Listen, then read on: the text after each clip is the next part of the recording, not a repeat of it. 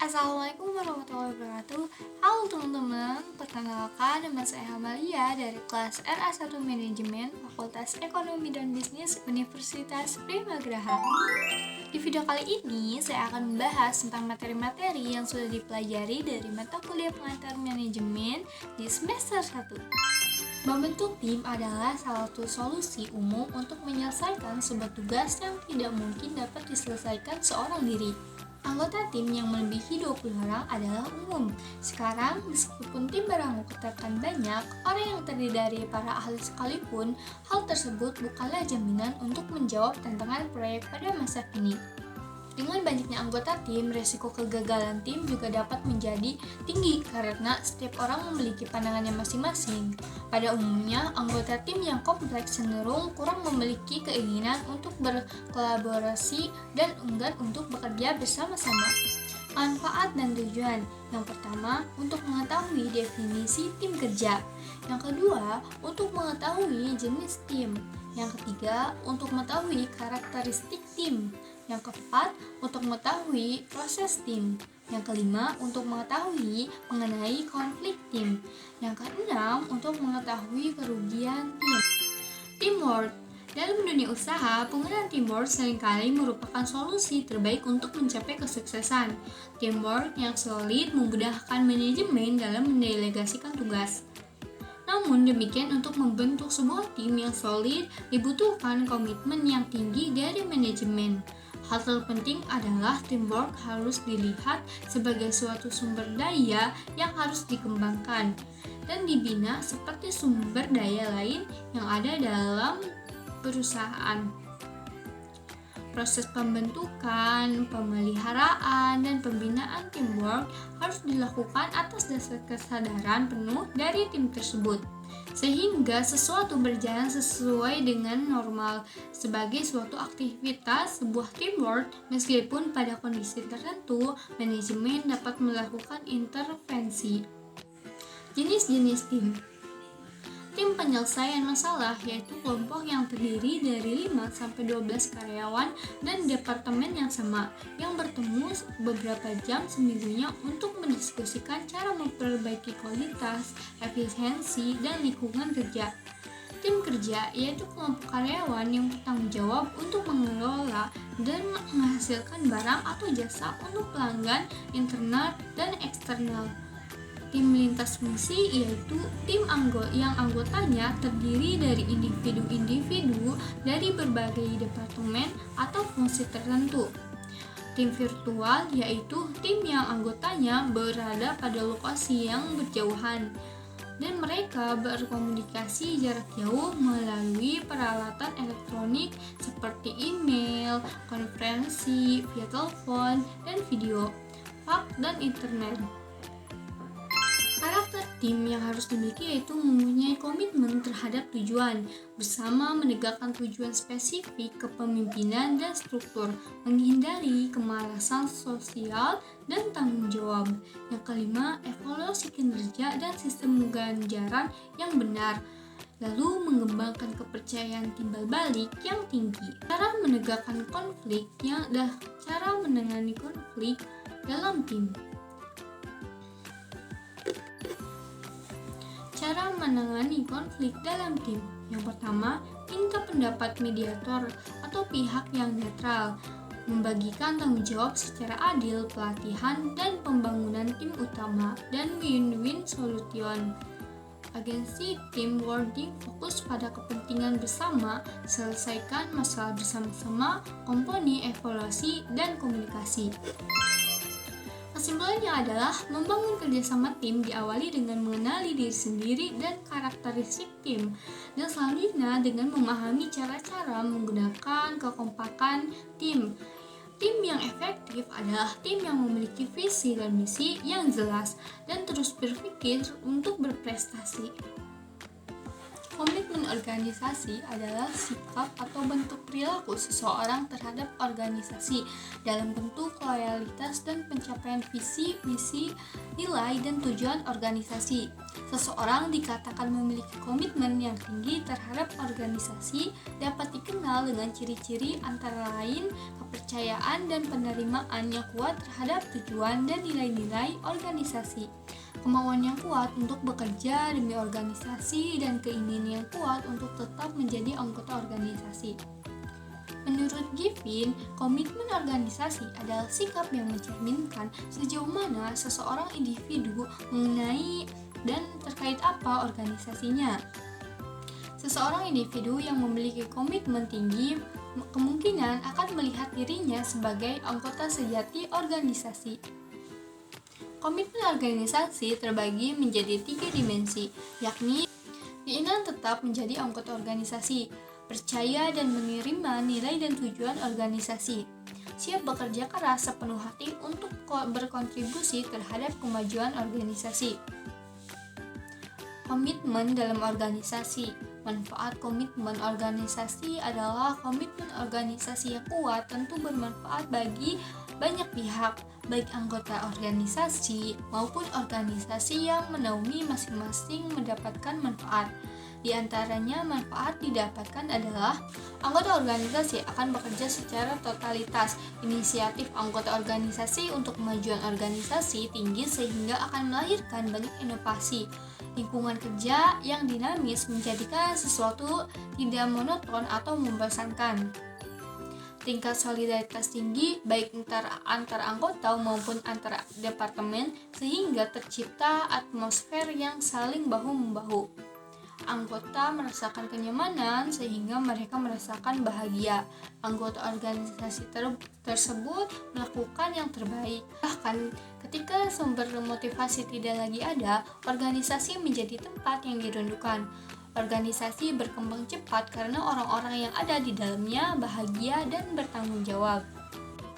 Kesimpulannya adalah kompleksitas komitmen organisasi ditentukan oleh sejumlah variabelity pribadi dan organisasi seperti umur, disposisi yaitu perasaan positif dan negatif masuk organisasi, tanggung jawab, hubungan dengan atasan, rasa diperlakukan adil, dan kesempatan kerja lain. Untuk memanfaatkan sifat kompleksitas dan komitmen organisasi tercapai dalam komponen-komponen dasar. Antara komponen lain menjadi perhatian komitmen. Menurut Greenberg 1997, karyawan dapat menjadi komit pada berbagai atensi dan dalam organisasi. Contohnya, karyawan mempunyai berbagai derajat komitmen pada teman-teman sekerja, bawahan dan atasan. Dan dalam bentuk komitmen dibutuhkan beberapa faktor seperti merasa memiliki perusahaan, perasaan bergairah dan organisasi, dan memiliki perasaan akan memiliki. Pengendalian adalah bagian pimpinan organisasi mengendalikan bawahannya agar bawahannya tidak melakukan kesalahan dan menyimpang dalam pelaksanaan tujuannya. Jenis-jenis pengendalian. Yang pertama, pengendalian karyawan atau personal control. Yang kedua, pengendalian keuangan atau financial control. Yang ketiga, pengendalian produksi atau production control. Yang keempat, pengendalian waktu atau time control. Yang kelima, pengendalian teknis. Yang keenam, pengendalian kebijaksanaan. Yang ketujuh, pengendalian penjualan. Dan yang kedelapan, pengendalian inventasi. Yang kesembilan, pengendalian pemeliharaan. Proses dan cara-cara pengendalian. Yang pertama, menentukan standar-standar yang akan digunakan dasar pengendalian. Yang kedua, menggunakan pelaksanaan atau hasil yang telah dicapai. Yang ketiga, membandingkan pelaksanaan atau hasil dengan standar dan menentukan penyimpangan jika ada. Yang keempat, melakukan tindakan perbaikan jika terdapat penyimpangan agar pelaksanaan dan tujuan sesuai dengan rencana. Kesimpulannya adalah sistem pengendalian manajemen adalah sistem yang penting untuk organisasi karena mereka memungkinkan perusahaan untuk mencapai tujuan strategis mereka, mengukur kinerja mereka, mengidentifikasi masalah dan peluang, mengontrol resiko, meningkatkan kepercayaan stakeholder, dan meningkatkan kinerja mereka secara keseluruhan. Untuk mengimplementasikan SPM dengan sukses, perusahaan perlu mengidentifikasi tujuan dan sasaran organisasi, mengukur kinerja mereka secara teratur, melakukan evaluasi kinerja dan pengendalian, serta menyesuaikan sistem pengendalian manajemen dengan perusahaan dalam lingkungan bisnis dan tujuan organisasi. Mengelola konflik. Konflik adalah suatu proses interaksi yang ditandai oleh adanya ketidaksepakatan antara dua atau lebih pihak yang terlibat. Konflik dapat terjadi dalam berbagai tingkatan, mulai dari individu, kelompok, hingga organisasi. Menurut Howard Ross, seorang pakar manajemen, konflik adalah langkah yang diambil pihak ketiga dalam tujuan mengarahkan konflik ke hasil tertentu yang mungkin menghasilkan hasil akar baru, penyelesaian konflik, atau penghasilan ketenangan atau hasil mufakat. Jadi, konflik bisa jadi tidak hilang dalam proses organisasi, namun tetap bisa dikelola agar proses organisasi tetap mengarah ke hasil yang positif. Tipe dan sumber konflik. Tipe konflik berdasarkan tingkatannya. Yang pertama, konflik intrapersonal atau konflik yang terjadi dalam suatu individu. Yang kedua, konflik interpersonal atau konflik yang terjadi antara dua individu. Yang ketiga, konflik kelompok, konflik yang terjadi antara dua atau lebih kelompok. Yang keempat, konflik organisasi, kelompok yang terdiri dari suatu organisasi. Sumber konflik, yang pertama perbedaan tujuan, yang kedua perbedaan persepsi, yang ketiga perbedaan nilai, yang keempat perbedaan kepentingan. Strategi mengelola konflik. Yang pertama, strategi menghindari. Strategi ini dilakukan dengan cara menghindari konflik dengan pihak yang berkonflik. Yang kedua, strategi mengalah adalah strategi ini dilakukan dengan cara mengalah pada pihak yang berkonflik. Yang ketiga, strategi kompromi. Strategi ini dilakukan dengan cara mencari solusi yang saling menguntungkan kedua belah pihak. Yang keempat, strategi kolaborasi. Strategi ini dilakukan dengan cara kerjasama untuk mencari solusi yang tepat untuk semua pihak. Konflik dalam organisasi. Konflik dalam organisasi dapat memiliki dampak positif maupun negatif. Dampak positif konflik dalam organisasi yang pertama adalah meningkatkan kreativitas dan inovasi. Yang kedua, meningkatkan komunikasi dan kerjasama. Yang ketiga, meningkatkan motivasi dan produktivitas. Dampak negatif konflik dalam organisasi yang pertama adalah merusak hubungan antar individu atau kelompok. Yang kedua, menurunkan produktivitas. Yang ketiga, meningkatkan tingkat stres. Kesimpulannya adalah konflik adalah hal yang wajar terjadi dalam kehidupan termasuk dalam organisasi. Manajemen konflik adalah proses yang paling penting untuk dilakukan untuk mengelola konflik secara efektif dan efisien.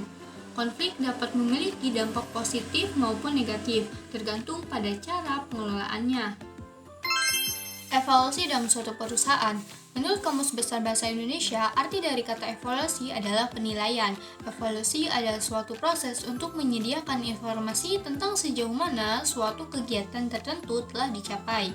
Bagaimana perbedaan pencapaian itu dengan suatu standar tertentu untuk mengetahui apakah selisih di antara keduanya, serta bagaimana manfaat yang telah dikerjakan itu bila dibandingkan dengan harapan-harapan yang ingin diperoleh. Menurut Umar di 2005. Fungsi evaluasi. Evaluasi mempunyai beberapa fungsi, yaitu mampu menyelesaikan sumber daya atau metode yang paling tepat dalam sebuah kegiatan. Contohnya, evaluasi dalam bentuk kerja. Evaluasi terjadi untuk mempertimbangkan atau seleksi pegawai mana yang tepat untuk suatu proyek atau suatu jabatan. Memperbaiki dan meningkatkan proses tertentu. Contohnya, dengan adanya evaluasi, sesuatu terjadi, mengerti bagaimana suatu proses agar berjalan lebih efektif. Memberikan informasi seberapa jauh kebutuhan dan kesempatan telah dicapai suatu program. Evaluasi kinerja merupakan sistem formal yang digunakan untuk mengevaluasi kinerja pegawai secara periodik yang ditentukan oleh organisasi. Evaluasi kinerja dilakukan untuk memberikan penilaian terhadap hasil kerja atau presentasi kerja yang diperoleh organisasi, tim, dan individu. Tujuan evaluasi yang pertama adalah memberikan masukan untuk perancangan program. Yang kedua, memberikan masukan untuk lanjutan, luasan, dan penghentian program. Yang ketiga adalah memberikan masukan untuk memodifikasi program. Yang keempat, memperoleh informasi tentang faktor pendukung dan penghambat program. Yang kelima, memberikan masukan untuk motivasi dan pembina, pengelola, dan pelaksanaan program. Yang keenam, memberi masukan untuk memahami landasan keilmuan bagi evaluasi program. Teknologi informasi. Teknologi informasi atau IT atau dalam bahasa Inggris dikenal dengan istilah Information Technology atau IT adalah istilah umum untuk teknologi apapun yang membantu manusia dalam membuat, mengubah, menyimpan, mengomunikasikan, dan atau menyebarkan informasi.